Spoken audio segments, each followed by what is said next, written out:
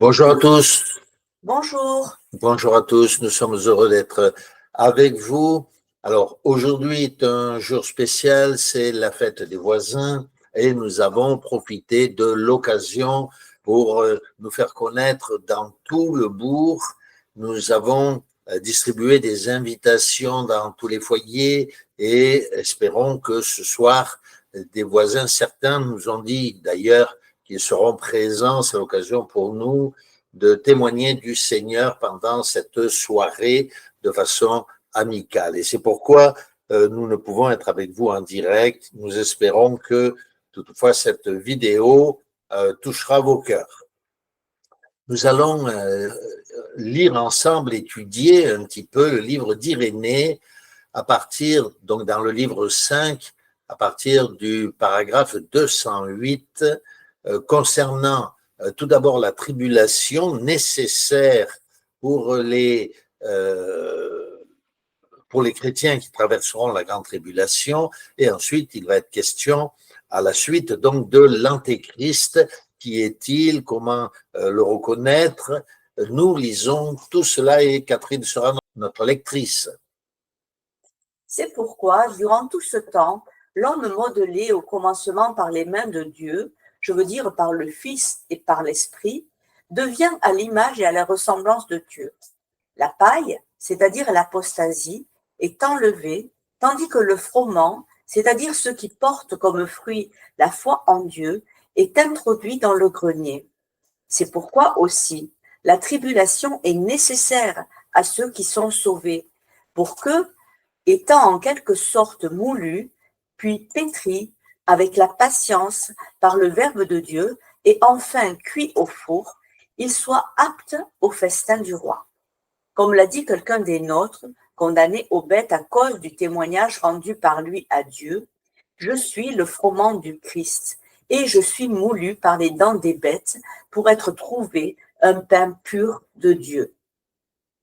Dans les livres précédents, nous avons donné les motifs pour lesquels Dieu a permis qu'il en soit ainsi, et nous avons montré que tous les événements de cette sorte se sont accomplis au bénéfice de l'homme qui est sauvé, faisant mûrir son libre arbitre en vue de l'immortalité et rendant l'homme plus apte à l'éternelle soumission à Dieu.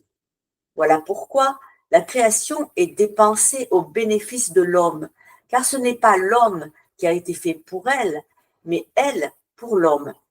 Les païens eux-mêmes, qui n'ont pas levé les yeux vers le ciel, ni rendu grâce à leur Créateur, ni voulu voir la lumière de la vérité, mais tels des rats se sont enfoncés dans la profondeur de leur folie, ont été justement considérés par l'Écriture comme une goutte d'eau suspendue à une cruche, comme un grain de poussière dans une balance, comme un pur néant. Merci beaucoup.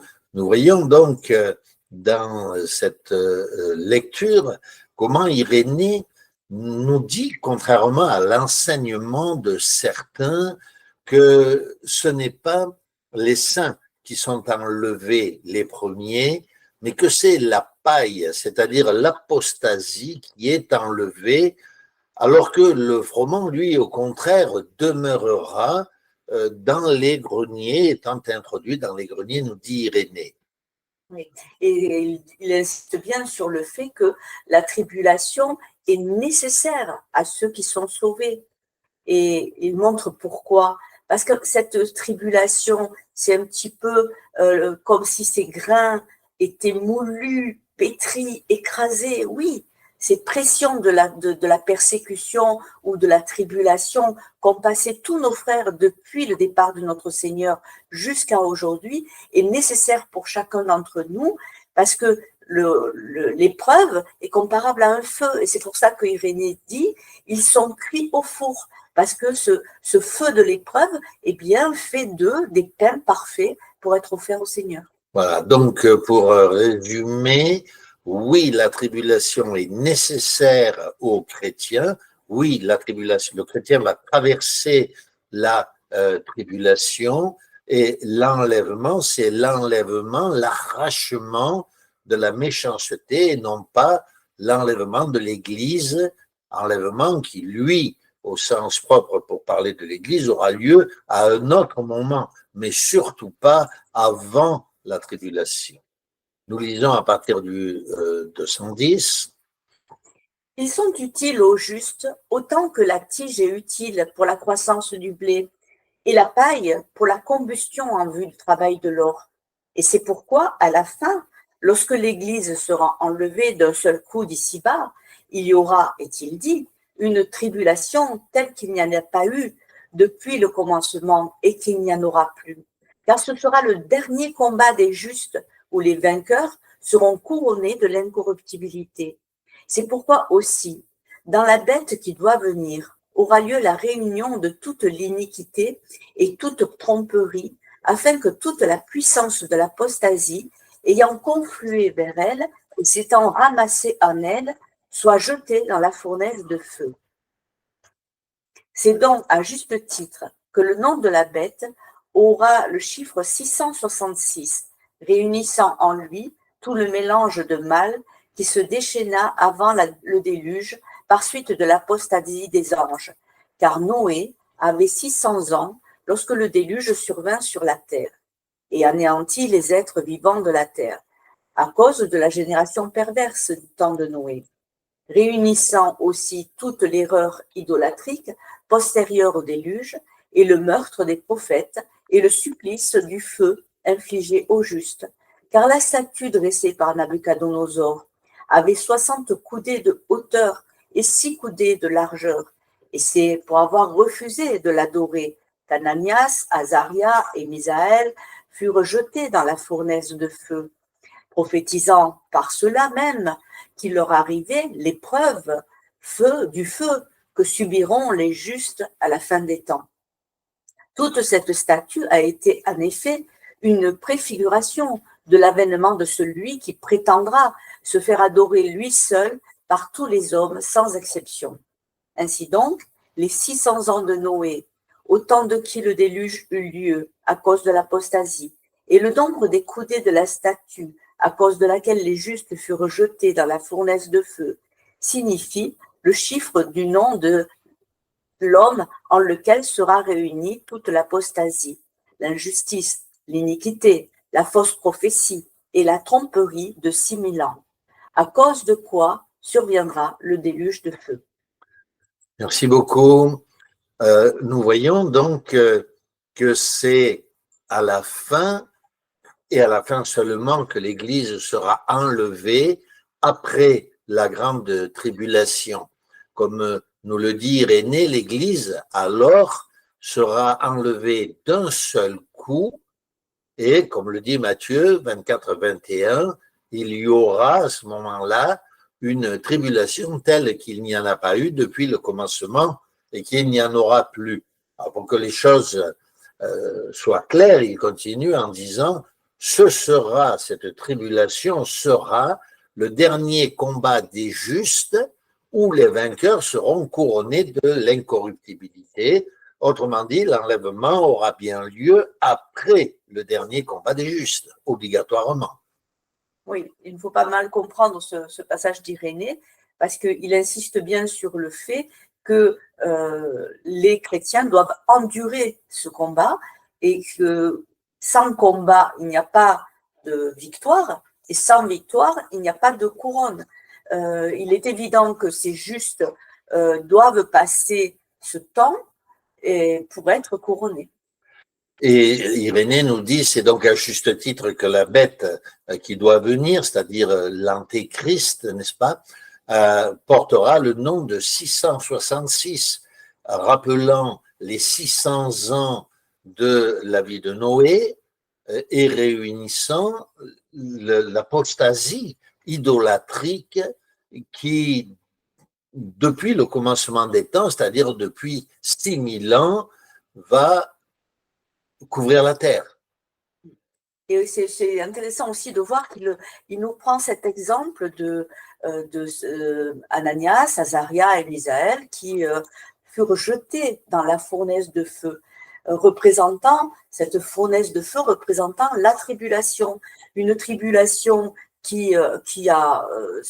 qu'ont traversé tous les chrétiens de tous les temps, à partir de la mort de Christ, tous les chrétiens ont été, ont subi cette épreuve et ainsi ont été mis dans le grenier du Seigneur en attendant d'hériter le royaume. Et il insiste bien sur ce fait que cela prophétisait l'épreuve de feu que devaient subir les justes à la fin des temps. C'est comme ça que Nebuchadnezzar, qui était antéchrist lui-même, réuni devant une statue qui fait 60 coudées de hauteur sur 6 de largeur, comme nous le dit Daniel au chapitre 3, et que, bien sûr, les saints Daniel, Shadrach, Meshach, Abednego refusent d'adorer cette statue. Cette statue prophétise, nous dit Irénée, par cela l'épreuve de feu que subiront les chrétiens au temps de la fin. Et donc il nous dit ainsi donc les 600 ans de Noé, autant que de qui le déluge a eu lieu à cause de l'apostasie. Le nombre des coudées de la statue, c'est-à-dire 60 par 6, les 6000 ans de l'histoire de l'idolâtrie à travers le temps, de l'hérésie, eh bien, tout cela se réunit dans cette prophétie de 666, le chiffre donc de la bête par excellence, l'antéchrist. Et donc, ça nous amène à savoir qui est ou que signifie exactement le nom de l'antéchrist qui réunit donc constamment ce chiffre 6 et nous reprenons la lecture.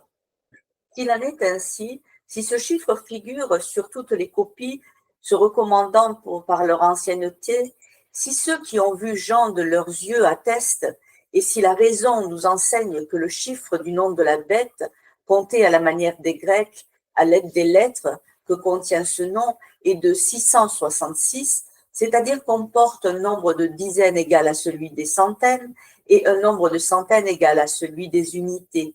Car le nombre 6 conservé partout pareillement indique bien la réunion de toute l'apostasie perpétrée au commencement, au milieu des temps et à la fin.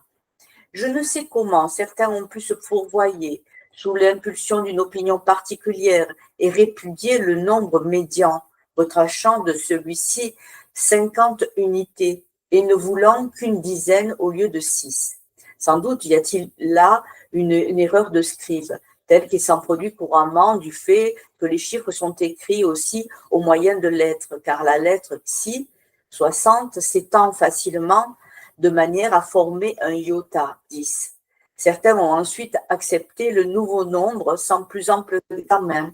Les uns l'ont utilisé simplement et sans arrière-pensée, les autres, dans leur sottise, se sont aventurés jusqu'à chercher des noms ayant ce nombre erroné. Ceux qui ont agi simplement et sans penser à mal, on peut croire qu'ils obtiendront de Dieu leur pardon. Mais tous ceux qui, par vaine gloire, chercheront à déterminer des noms contenant le nombre erroné et déclareront que le nom imaginé par eux est celui de l'homme qui doit venir, de tels gens ne s'en tireront pas sans dommage pour s'être séduits eux-mêmes et avoir séduit ceux qui se sont fiés à eux. D'abord, il y a dommage à s'écarter de la vérité et à prendre ce qui n'est pas pour ce qui est ensuite.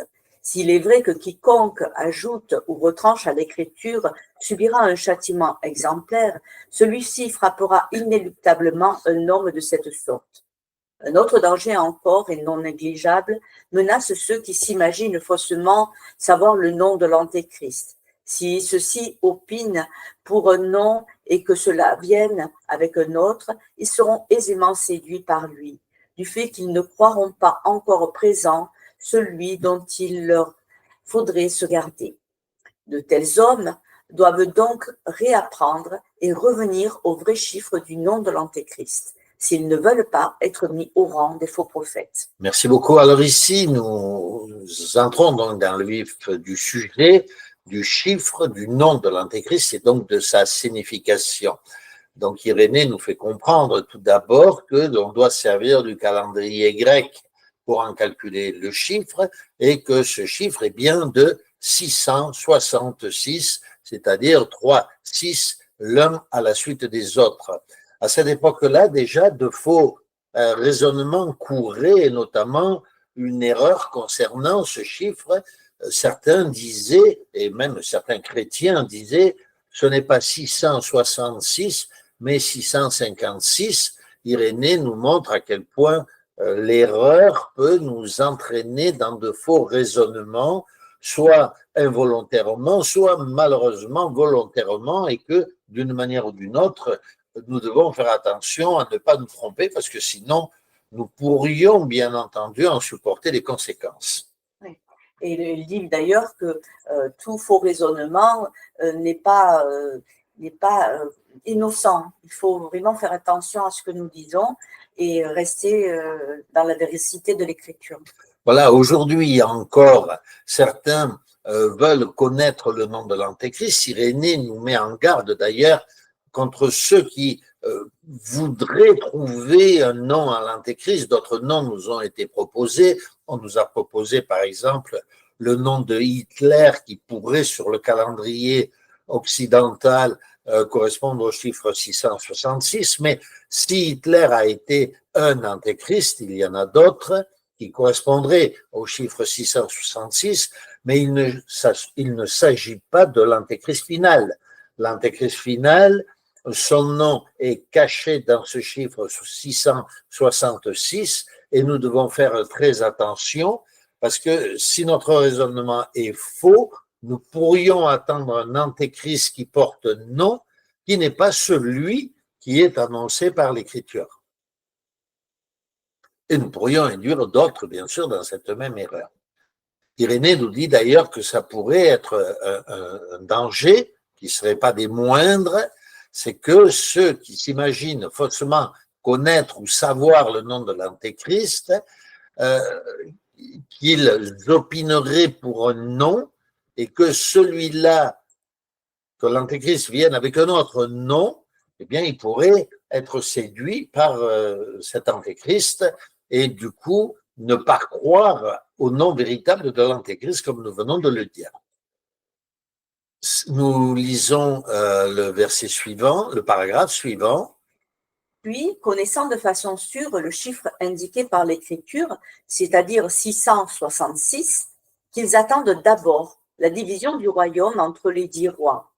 Ensuite, quand ceux-ci régneront et qu'ils s'imagineront affermir leur pouvoir et étendre leur empire, l'homme qui surgira alors à l'improviste pour usurper la royauté et terrifier ses rois, et qui portera un nom contenant le chiffre ci-dessus indiqué, c'est cet homme-là, qu'il sache que c'est bien réellement lui, l'abomination de la désolation.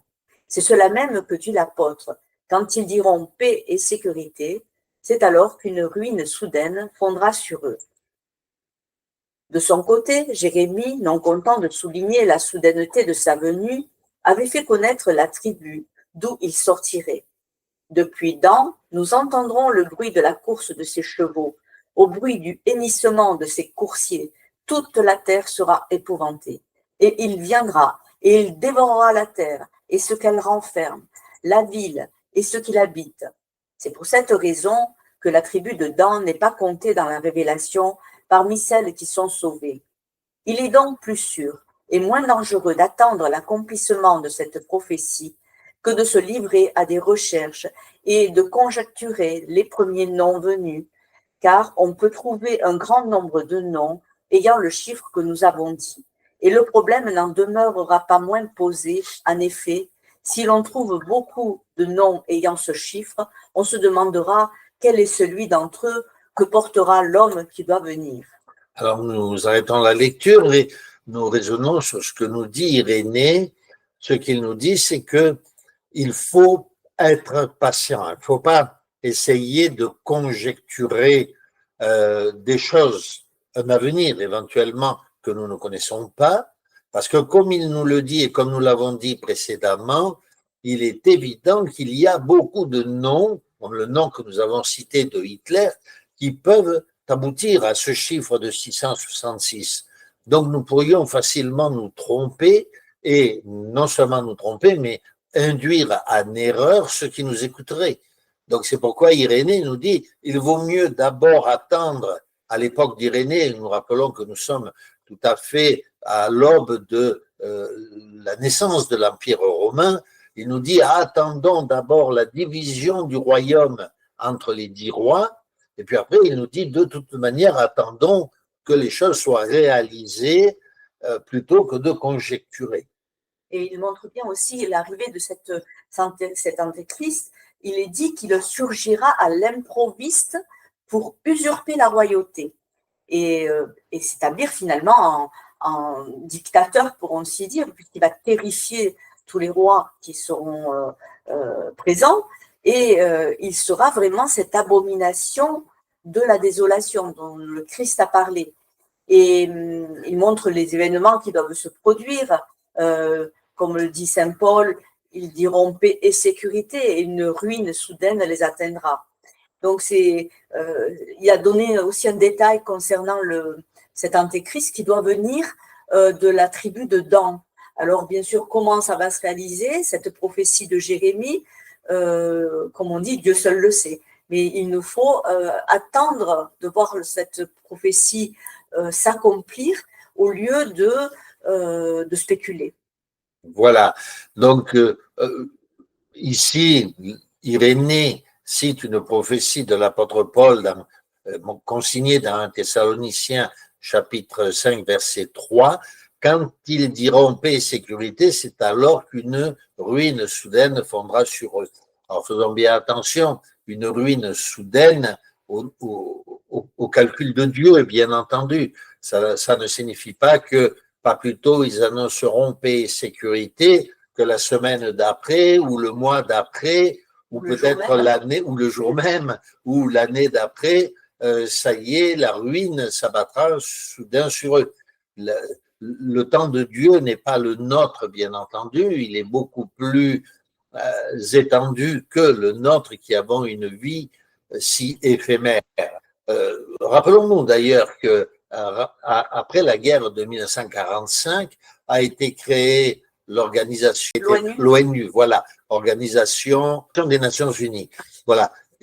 Donc, rappelons-nous que en 1945, à l'issue de la guerre, les nations toutes réunies, on va dire les 10 nations au sens de la plénitude des nations de ce moment-là, ont créé une organisation qui s'appelle l'Organisation des Nations Unies, qui était censée amener la paix. Ils ont même créé, nous le rappelons, une armée chargée de maintenir la paix sur la terre. Cette armée étant habillée en blanc, encore une fois, une fausse sainteté, n'est-ce pas, une fausse justice. Alors faisons attention que peut-être, on ne sait jamais, ça pourrait être le signal donné d'un temps de la fin qui est bien entamé. Voilà, en tout cas, rappelons qu'il est écrit ici, il est donc plus sûr et moins dangereux d'attendre l'accomplissement de la prophétie que de se livrer à des recherches et de conjecturer les premiers noms venus. On pourrait se trouver dans le péché. Nous continuons la lecture.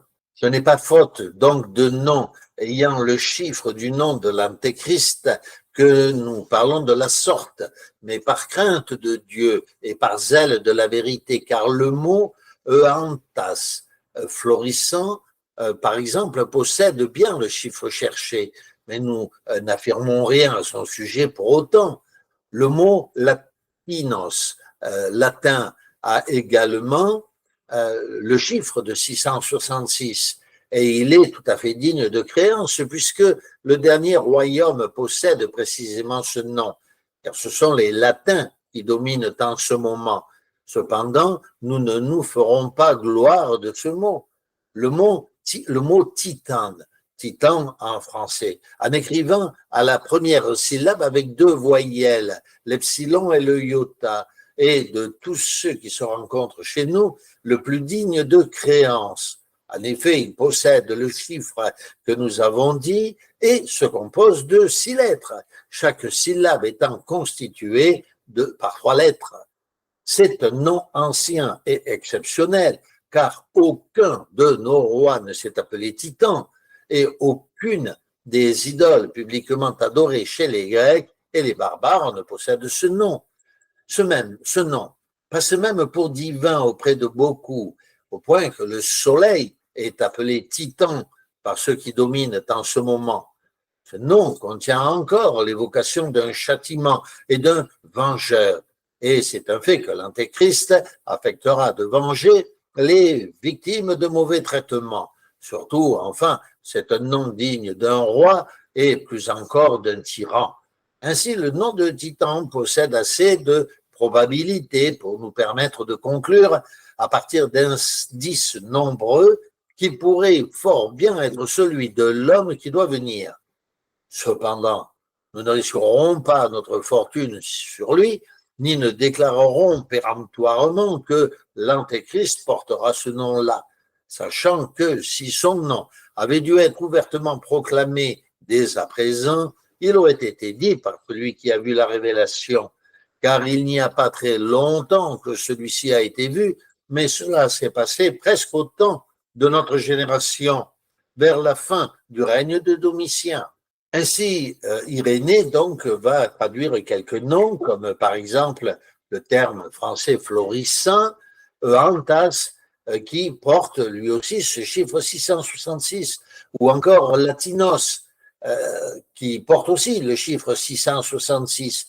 Et puisque c'est l'Empire romain qui dirige l'Empire latin, c'est-à-dire italien, on pourrait à bon droit se dire que c'est peut-être ce terme-là. Mais il nous cite un autre nom qui paraîtrait plus probable encore.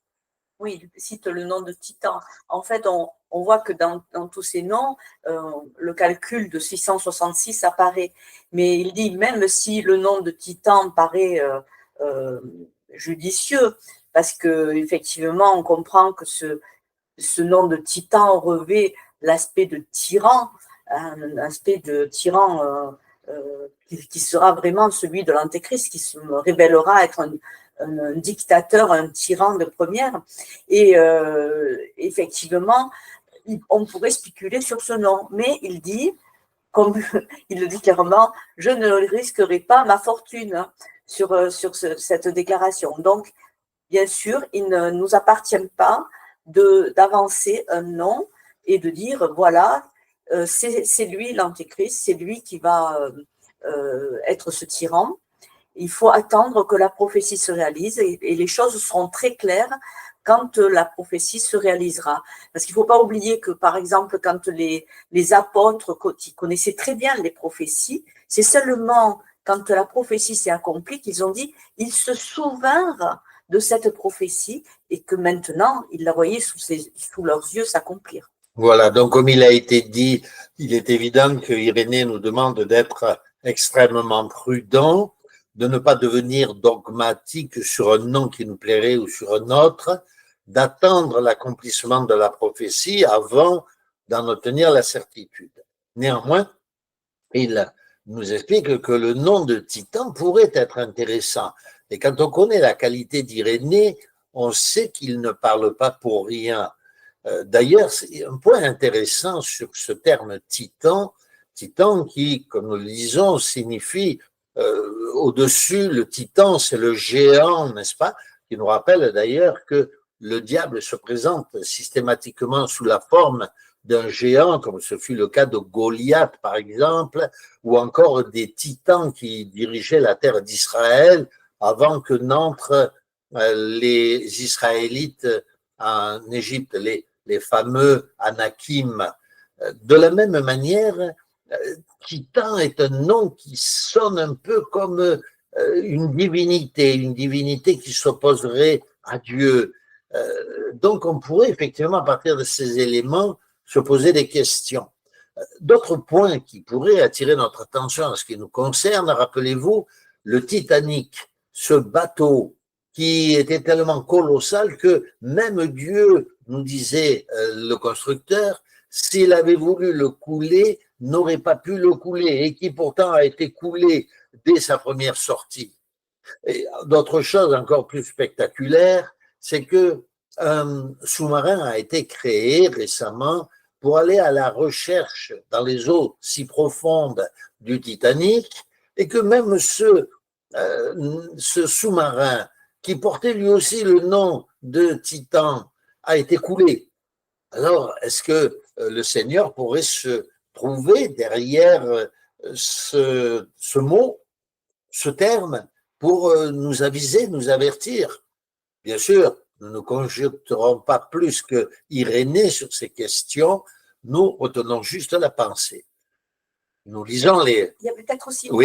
une pensée dans le paragraphe 220, parce qu'il parle du chiffre de cet antéchrist, et il montre que ce chiffre et ce nom de l'antéchrist n'a pas été révélé lorsque l'apôtre Jean a eu la vision de la révélation. Donc, il dit, s'il n'a pas été révélé, ce n'est pas pour rien. C'est parce que justement, il ne devait pas être connu pour le moment, jusqu'au moment où il allait se révéler. Eh bien, nous allons le lire, le 220, puisque nous ne l'avions pas lu, et je vais demander à Catherine de le lire. En effet, Jean a fait connaître le chiffre du nom de l'Antéchrist, afin que nous nous gardions de lui lorsqu'il viendra, sachant qui il est, mais il a tu son nom, parce que celui-ci n'était pas digne d'être proclamé par l'Esprit Saint. Si en effet ce nom avait été proclamé par lui, peut-être l'Antéchrist aurait-il dû demeurer longtemps, mais puisqu'en effet il était et n'est plus, et qu'il monte de l'abîme pour aller à sa perte, comme s'il n'était jamais venu à l'existence, son nom n'a pas été proclamé, car on ne proclame pas le nom de ce qui n'est pas. Or, après que l'Antéchrist aura réduit le monde entier à l'état de désert, qu'il aura régné 3 ans et 6 mois, et qu'il aura siégé dans le temple de Jérusalem, le Seigneur viendra du haut du ciel, sur les nuées, dans la gloire de son Père, et il enverra dans les temps de feu l'Antéchrist avec ses fidèles. Il inaugurera en même temps pour les justes les temps du royaume, c'est-à-dire le repos, le 7e jour qui fut sanctifié, et il donnera à Abraham l'héritage promis. C'est là le royaume en lequel, selon la parole du Seigneur, beaucoup viendront du levant et du couchant pour prendre place à table avec Abraham, Isaac et Jacob. Donc, Irénée nous explique pourquoi l'apôtre Jean n'a pas révélé le nom de l'Antéchrist, et donc nous devons suivre bien sûr ce raisonnement, c'est que comme l'Antéchrist ne doit être que de passage, il va se lever et il va périr, et il fait partie de ceux dont le nom ne doit pas être prononcé ou est imprononçable à cause de leur méchanceté, eh bien, nous devons tenir compte des enseignements donnée par la parole de Dieu elle-même. Et il cite d'ailleurs la parole de l'Apocalypse quand il parle de cet Antéchrist, il était et n'est plus.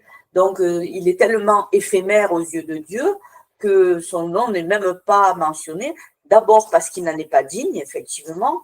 Le Saint-Esprit ne peut pas mentionner le nom de ce rebelle, de ce tyran, de ce combattant contre Dieu, et en plus parce qu'il va être tellement éphémère, comme le dit d'ailleurs Irénée, il régnera 3 ans et 6 mois.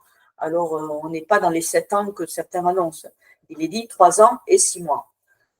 Voilà, et ici l'Antéchrist nous dit réduira, Irénée nous dit l'Antéchrist réduira le monde entier à l'état de désert, et lorsque son règne si éphémère aura passé, eh bien, le Seigneur interviendra, descendra du ciel et les fidèles entreront dans cette ère de repos. Ici, la boucle est bouclée, le raisonnement d'Irénée revient, rappelez-vous, au départ de cette vidéo, à savoir que c'est la méchanceté qui est éradiquée de la terre, qui est enlevée de la terre, mais au contraire, les saints, les justes, eux, demeurent sur la terre. C'est l'entrée dans le royaume de Dieu pour l'instant sur la terre.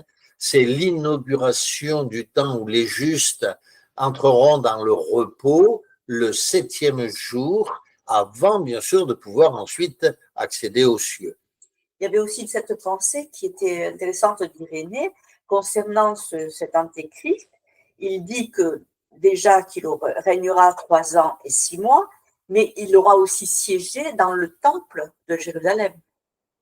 Voilà. Et puis, pour nous montrer quel sera le résultat de tout cela et que tout cela se passera bien sur la terre, y compris après la destruction de l'Antéchrist, il est dit, et Irénée va citer Matthieu, c'est-à-dire Jésus, les paroles du Christ dans Matthieu au chapitre 8, verset 11, « Beaucoup viendront du levant et du couchant pour prendre place à table donc sur la terre, n'est-ce pas, avec Abraham, Isaac et Jacob, qui hériteront à ce moment-là de la terre, avant, comme nous l'avons dit, l'accès aux cieux de l'ensemble de l'Église. » Donc voilà, nous avons fait le tour de ces quelques explications d'Irénée, à savoir premièrement que l'Église n'est pas enlevée avant la grande tribulation, que les saints doivent traverser justement la grande tribulation, que c'est là même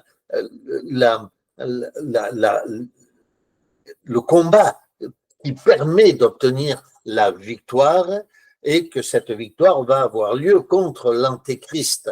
Cet Antéchrist qui va se lever, dont nous ne connaissons pas le nom. On peut peut-être avancer quelques noms en étant extrêmement prudent, ne pas essayer de devancer la prophétie pour ne pas être aveuglé par un nom qui pourrait nous tromper et nous faire tromper d'autres qui cherchent le Seigneur, et que cet Antéchrist va réduire la terre à néant, la transformer en désert, et que une fois que l'Antéchrist aura été détruit par le souffle puissant de notre Seigneur, les saints entreront dans la terre promise, profiteront de l'héritage qui leur sera donné, et que chacun pourra rencontrer là, aller à table, c'est-à-dire à la table spirituelle, la nourriture spirituelle, bien entendu, avec Abraham, Isaac et Jacob. Oui, il y avait aussi cette corrélation qu'on n'a pas fait tout à l'heure quand on a parlé du règne de l'Antéchrist pendant 3 ans et demi. C'est quand même intéressant de voir que ces 3 ans et demi représentent aussi 42 mois. Et on sait aussi que dans l'Apocalypse, il est question de la femme qui est mise dans le désert pendant 42 mois. Voilà, 3 ans et demi, 42 mois. Nous voyons bien le sens spirituel, là encore, de tous ces chiffres. Nous espérons que vous avez apprécié cette étude de la pensée de saint Irénée sur ces questions et que nous avons vu à quel point le raisonnement d'Irénée est équilibré et conforme bien sûr à l'Écriture sainte. Nous remercions le Seigneur de nous avoir donné de tels enseignants. Que le Seigneur vous bénisse, qu'il soit avec vous. Nous vous disons au revoir et vous transmettons les bénédictions du Seigneur. Bonne soirée à tous. À très bientôt. Au revoir. Au revoir.